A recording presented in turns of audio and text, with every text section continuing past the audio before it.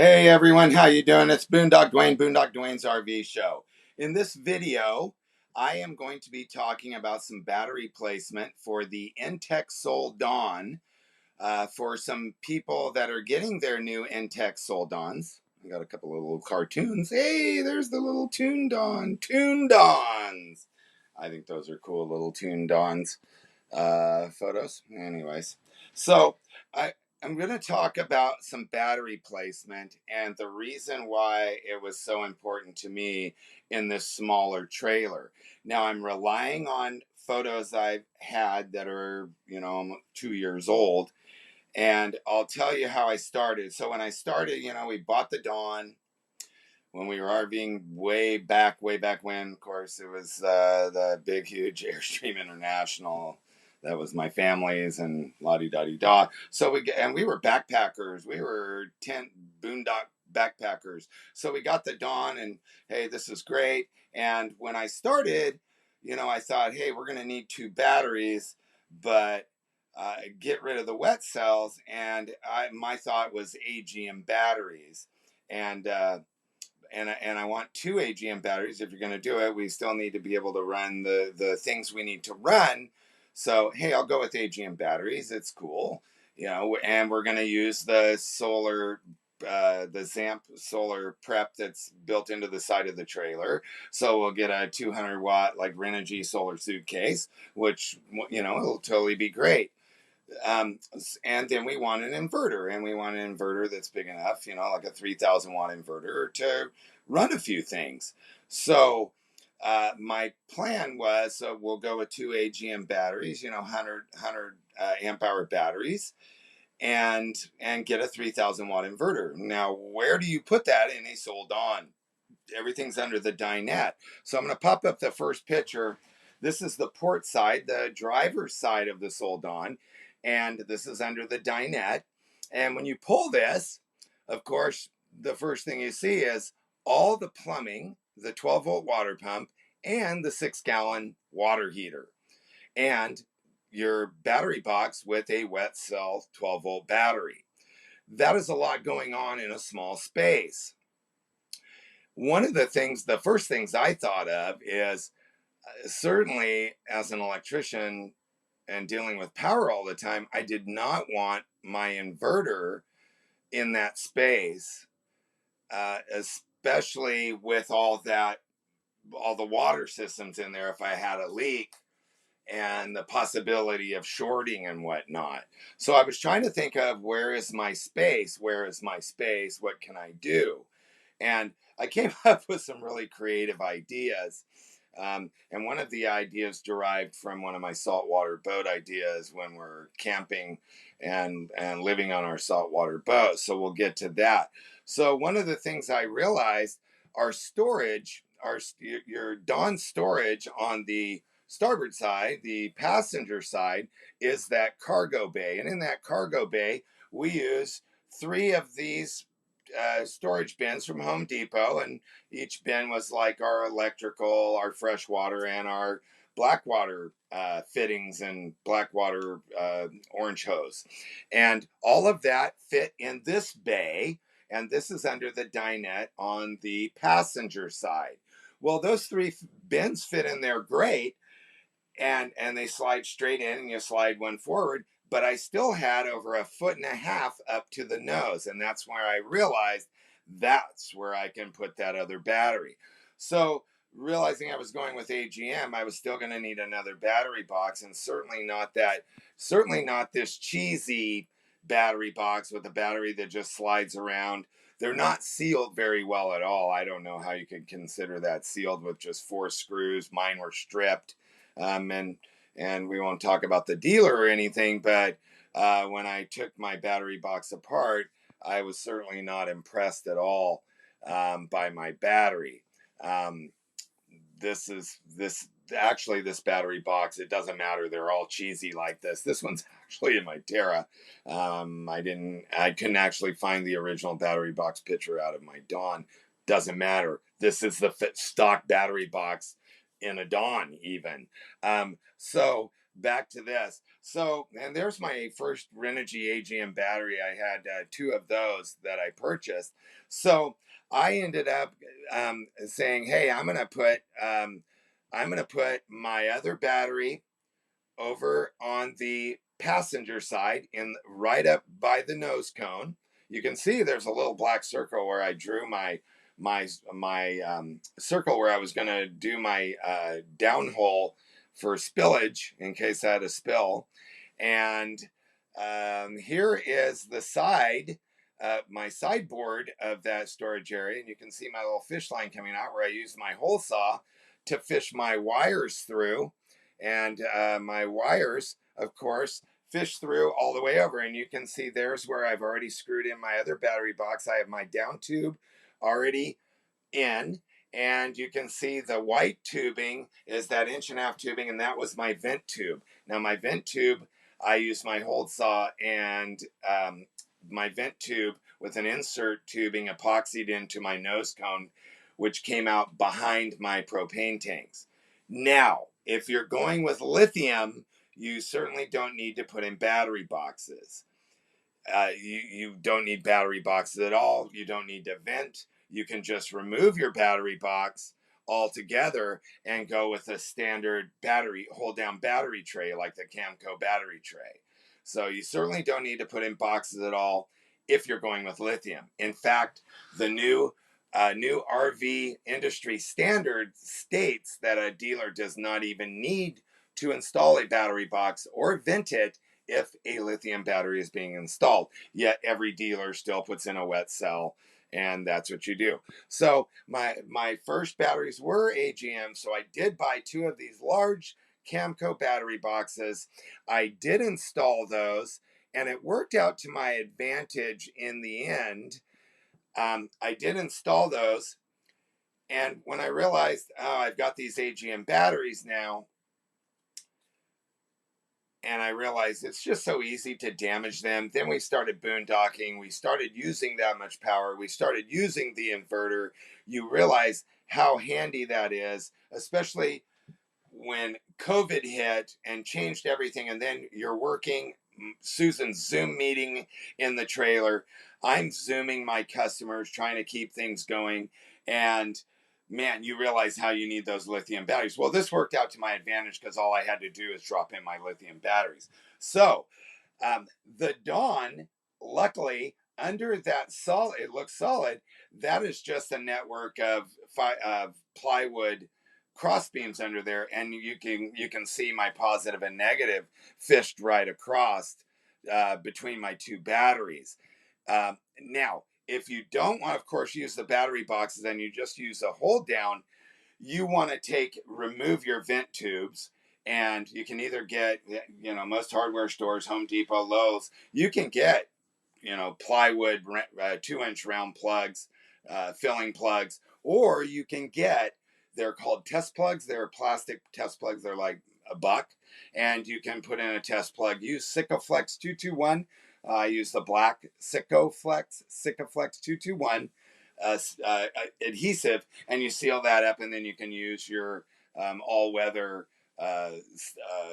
caulking and sealant, and just you need to seal up that hole, and make sure you seal up all the plywood. Anything exposed, you need to seal that up. Here's a shot of the tube sticking up that goes all the way into the tray. So again, if you're going to put in battery boxes and AGM batteries, I just ditch that cheap white plastic box and I go with a much better box. And that's the way it is.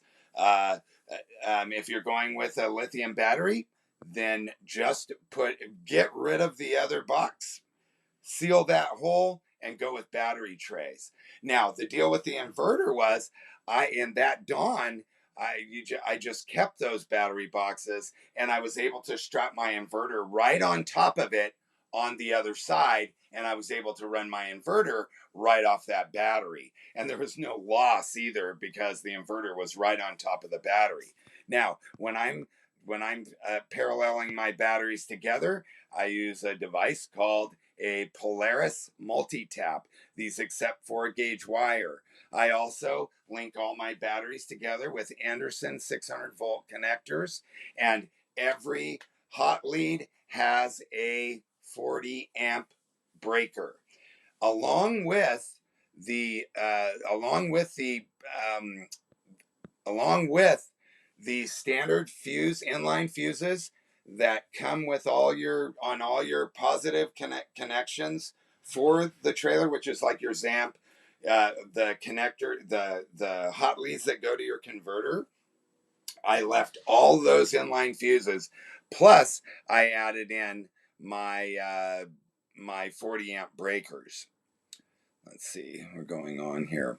So I used my hole saw, and I have a picture there. So I used my hole saw and went through with my hole saw, used my fish line, pulled my cables through to my other side to parallel my batteries together. I had a nice, safe place for my inverter on the passenger side, far away from my water system. And that just worked out great. So that is another great place. I still had plenty of storage space for my bins, plenty of room for my fresh water, my black tank fittings and supplies, as well as my electrical supplies. But when it came to that, I still felt I didn't have enough power. And I had this cool little thing I made for my boat. And that cool little thing was this little DeWalt toolbox. And inside that toolbox was this, which was another inverter. And inside of that was this wet cell battery hooked to this inverter. And with that was another Anderson 600 volt connector. So I thought, why don't I put in another lithium battery, another 105 amp hour lithium battery, and then install another 600 volt Anderson connector to my frame. And then I made that come up through my trailer. I used some more Polaris connectors, and then I came up with 315 amp hours of total power that I could connect, plus an extra inverter. So what I ended up doing is ditching the inverter in the actual cargo compartment, and this became our inverter. I simply pulled the little, I called it my electrical tending box. I would just pull that out of the truck. Here it is, hooked up. I'd pull that out, hook it up, and then you can see I have a power cable that just runs right through the cargo door and right under my dinette. And I used a 3-tap extension, flat 9-foot extension cord. It came right under our dinette seat and right in, the Dawn's so small. We powered the TV. We powered our cook pot. We powered the coffee pot when we wanted to do the espresso. It was absolutely awesome. And with that 3,000, 6,000 watt inverter, I made a little tie-in to our microwave.